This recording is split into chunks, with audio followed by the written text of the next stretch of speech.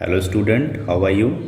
Student, today our topic is energy stored in a capacitor. तो बच्चों करना क्या है कि हमें कैपेसिटर में एनर्जी को स्टोर कराना है और एक फॉर्मूला जनरेट करना है कि वो फॉर्मूला क्या होगा। तो सबसे पहले तो एनर्जी को अगर हमें कैपेसिटर में स्टोर कराना है तो कुछ वैसा ही बात हमें लगेगा अगर हम ये कहें कि हमें क्या करना है, पानी को एक वेसल में स्टोर कराना है, एनर्जी को स्टोर कराना है कहें, या फिर ये कहें कि पानी को स्टोर करना है। तो पानी को स्टोर करने के लिए just to store water we need a vessel, हमने एक वेसल ले लिया। तो ऐसे ही अगर हम कैपेसिटर में एनर्जी को स्टोर कराना चाहते हैं, यहाँ क्या बोला, एक वेसल में वाटर को स्टोर कराना चाहते हैं। अब यहाँ क्या कह रहे हैं कि कैपेसिटर में एनर्जी को स्टोर कराना चाह रहे हैं।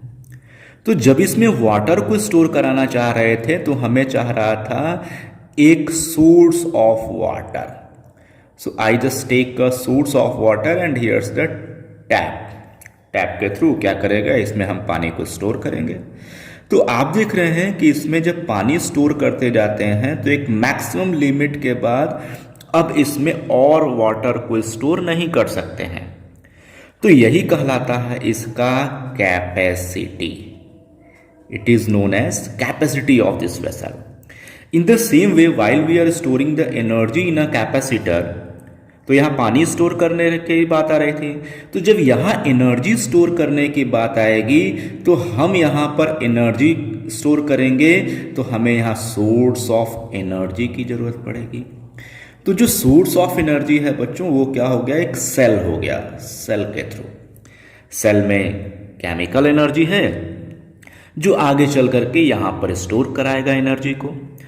तो हम जानते हैं कि अगर कैपेसिटर में एनर्जी स्टोर होता है तो वो किस फॉर्म में होता है, तो वो रहता है in the form of electric field between these two plates. याद रखिएगा जो मैं बोल रहा हूं।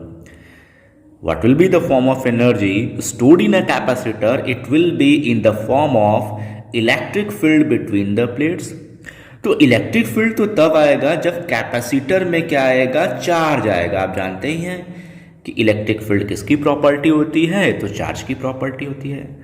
तो बच्चों जब हम यहाँ पर कैपेसिटर को सेल से कनेक्ट करते हैं then a process will start and that process is known as the charging of capacitor. तो चार्जिंग ऑफ कैपेसिटर में यहाँ पर प्लस चार्ज आएगा और यहाँ पर माइनस चार्ज आएगा। इक्वल एंड अपोजिट चार्जेस बच्चों आते हैं।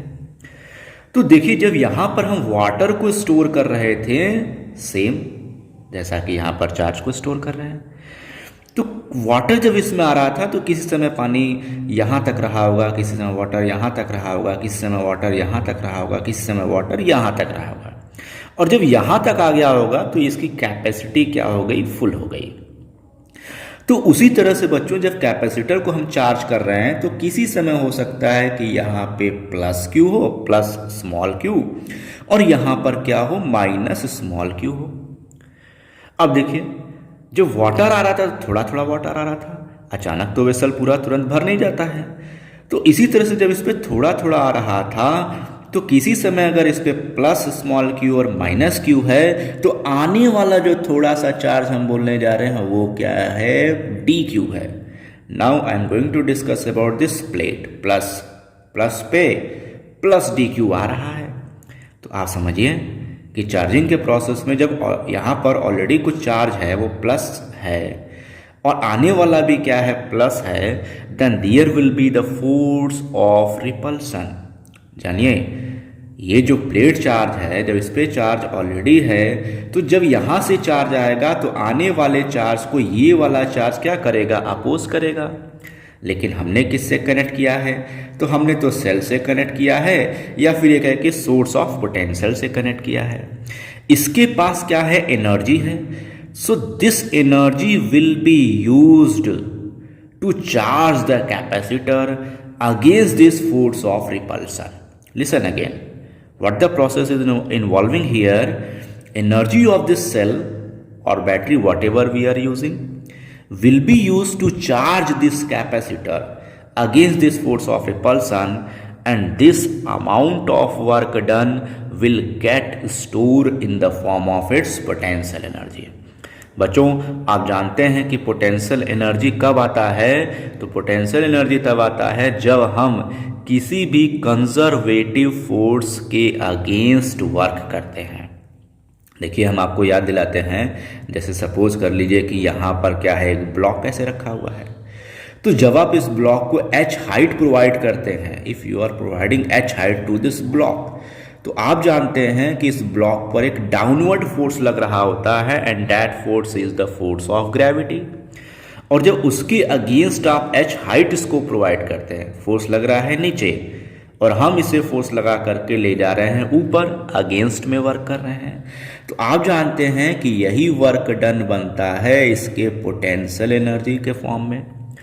और फॉर्मूला क्या आता है? तो आप पढ़े हैं mgh आता है। ये तो डिस्कशन का पार्ट है थोड़ा समझने के लिए। इसी तरह से अगर आप रबड़ बैंड को क्या करते हैं, इस तरह से स्ट्रेच करते हैं, तो आप रबड़ बैंड को खींच रहे हैं इधर, लेकिन उसमें फोर्स ऑफ इलास्टिसिटी लग रहा है इधर इस साइड में, तो वहां भी आप क्या करते हैं, जब फोर्स ऑफ इलास्टिसिटी के अगेंस्ट वर्क करते हैं तभी उसमें क्या आता है, एनर्जी स्टोर्ड होता है and that energy stored in the rubber band is known as the elastic energy. तो बच्चों देखिए फिर से आते हैं यहाँ, तो जब ये सेल क्या करता है, इस इलेक्ट्रोस्टैटिक फोर्स ऑफ रिपल्सन के अगेंस्ट वर्क करता है, then this amount of work done will get store in the form of potential energy. तो देखिए यहाँ हम लिख देते हैं कि work done to charge the capacitor will get stored in the form of its potential energy। तो बच्चों अब आपको तो ये समझ में आ ही गया होगा कि हमें क्या करना है, हमें वर्क डन कैलकुलेट करना है। तो देखिए कैसे हम फार्मूले के लिए एक बैकग्राउंड तैयार करते हैं, कैसे हम डेरिवेशन के लिए एक बैकग्राउंड तैयार करते हैं।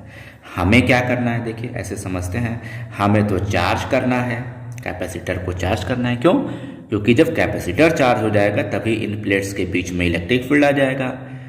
तो यहाँ पर हमने कहा कि कैपेसिटर को चार्ज करना है और चार्ज करने के लिए हम करते क्या है, हम कैपेसिटर को पोटेंशियल प्रोवाइड करते हैं, इलेक्ट्रिक पोटेंशियल। और फिर क्या हो जाएगा, तो उसमें जो वर्क करेंगे that amount of work done will get store in the form of its potential energy. तो हमें तो केवल इतने पर सोचना है, इतने के बीच में सोचना है, केवल वर्क डन कैलकुलेट करना है और जो वर्क डन आएगा वही क्या आ जाएगा, इसका पोटेंशियल एनर्जी हो जाएगा। तो चलिए सोचते हैं कि इनके बीच में कौन सा फार्मूला होता है। तो आप पढ़े हुए हैं, क्या पढ़े हुए हैं, फ्रॉम फार्मूला आपने पढ़ा हुआ है। इनके बीच में एक रिलेशन पढ़ा हुआ है, वो क्या पढ़ा हुआ है, V is equal to the dW divided by dQ आपने पढ़ा हुआ है। अगर आपको ये नहीं याद आ रहा है तो आप याद करिए, आप पढ़े होंगे ये वाला फॉर्मूला पढ़े होंगे, V is equal to the W by Q naught, और the V is equal to the W by Q आप पढ़े हुए हैं। तो ये जो फॉर्मूला था इलेक्ट्रिक पोटेंशियल के डिफाइन करने के लिए था कि how can you define the electric potential, और उसी में हमने क्या कर दिया, उसी फॉर्मूले का यहाँ यूज कर रहे हैं। तो जैसा कि हमने बताया कि जब हम चार्ज कर रहे होते हैं तो उस समय हम dq चार्ज प्रोवाइड करते हैं, dq देखिए यहाँ dq फिर dq फिर dq, इस तरह से इसको चार्ज प्रोवाइड करते हैं। तो इसलिए हमने फॉर्मूले में क्या लिखा है, dq लिखा हुआ है। और छोटे से चार्ज को प्रोवाइड करने में जो वर्क डन करेगा सेल या बैटरी, वो क्या होगा, छोटा सा होगा, इसलिए इस फॉर्म में हमने लिखा है। But as we have to find out the formula for the work done, तो हम इसी को लिख सकते हैं dW is equal to the V dot dQ। I am taking this one as the equation number first. अब आप जानते हैं एक फॉर्मूला पढ़े हुए हैं, एज भाई हमारे फॉर्मूले में कैपेसिटर तो अभी आया ही नहीं, कैपेसिटेंस का कोई कॉन्सेप्ट, तो हम सोच रहे हैं कि उसको लेते आते हैं। तो आप पढ़ें as Q is equal to the C V, so what will be here, Q is equal to the C V, so V is equal to the Q by C, equation number second. इस इक्वेशन के लिए हमने क्या कर दिया, equation number first के लिए हमने v की वैल्यू निकाल लिया, q is equal to C V, so v is equal to the q by C. तो अब हम लिख सकते हैं putting this value in equation first, so dw is equal to the q by C, यहां है ना v की value q by C, and dot dq, but as you know that we have to calculate the total work done. अब total work done का मतलब क्या रहेगा, यहां पर टोटल वर्क डन हम यहां पता करते हैं जब इस कैपेसिटर पर पूरा का पूरा चार्ज हो जाएगा, मतलब पूरा चार्ज आ जाएगा, तो उस समय स्मॉल q की वैल्यू क्या होगी।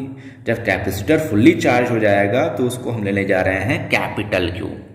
The final charge on the plus positive plate and the negative plate will be the plus capital Q and the minus capital Q।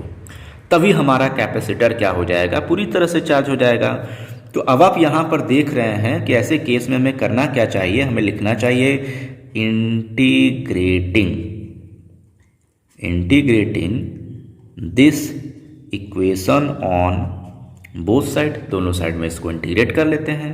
So here will be integration of dw is equal to the integration of q by c dot dq।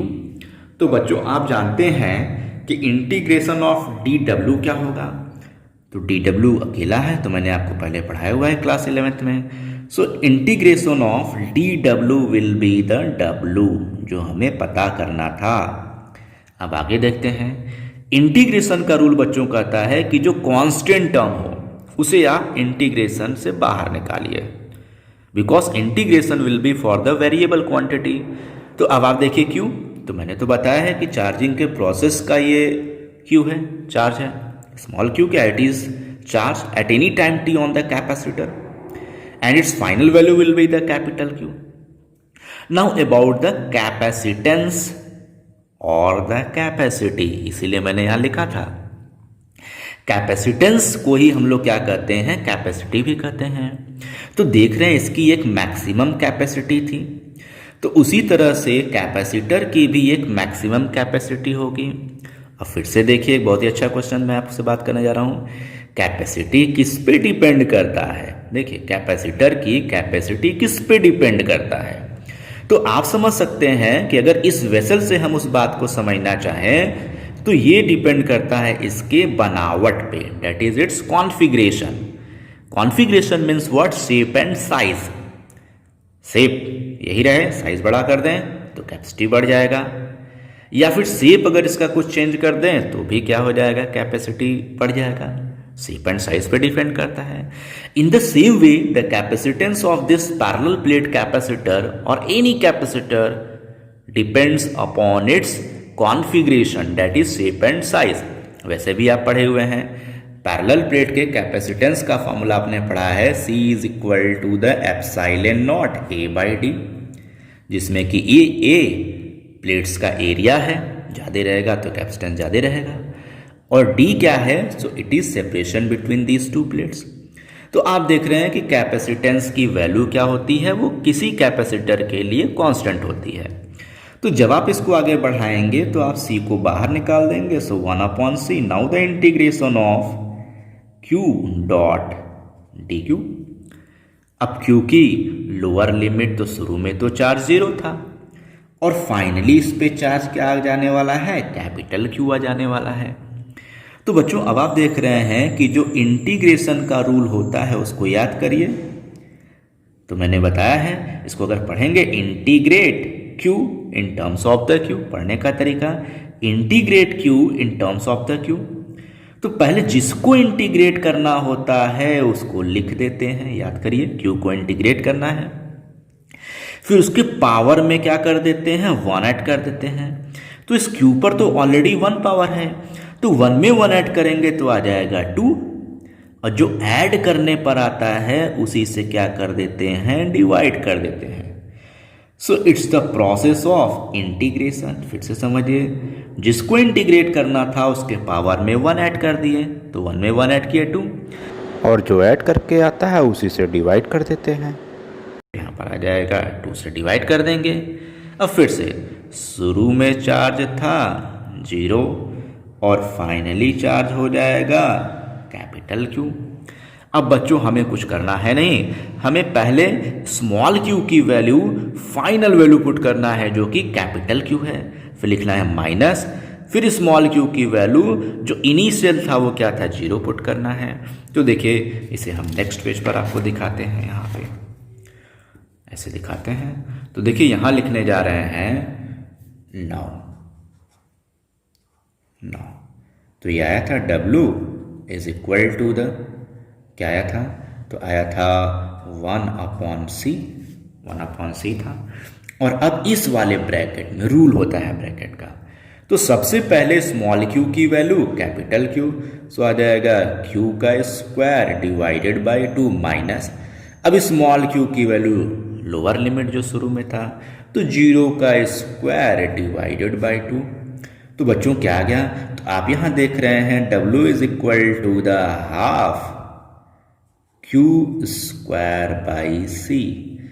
तो हमने पता कर लिया कि what will be the work done to charge the capacitor. देखिए एक बार वापस आके देखते हैं, मैंने कहा था कि जो वर्क डन होगा वही क्या हो जाएगा, पोटेंशियल एनर्जी के फॉर्म में स्टोर हो जाएगा, और इसी में वैल्यू हम लोग पुट कर रहे थे। तो जब हमारे पास ये आ चुका है कि जो टोटल वर्क डन है वो क्या है, W is equal to the half Q square by C, so we can write here this amount of work done will get store in the form of potential energy. थोड़ा मैं shortcut लिखा हूँ, आप notes बनाते समय पूरा लिखिएगा। तो यहाँ आ जाएगा हमारे पास U is equal to the half Q square by C. So it's the formula of energy stored in a capacitor. फिर से देखिए जो फॉर्मूला आ रहा है वो है U is equal to the half Q square by C आ रहा है, इट्स द फॉर्मूला। अब हम सोच रहे हैं कि इसी फॉर्मूले को डिफरेंट फॉर्म में निकालें, कुछ और फॉर्मूले जनरेट करें, किसी और टर्म में इसको इंडिकेट करें।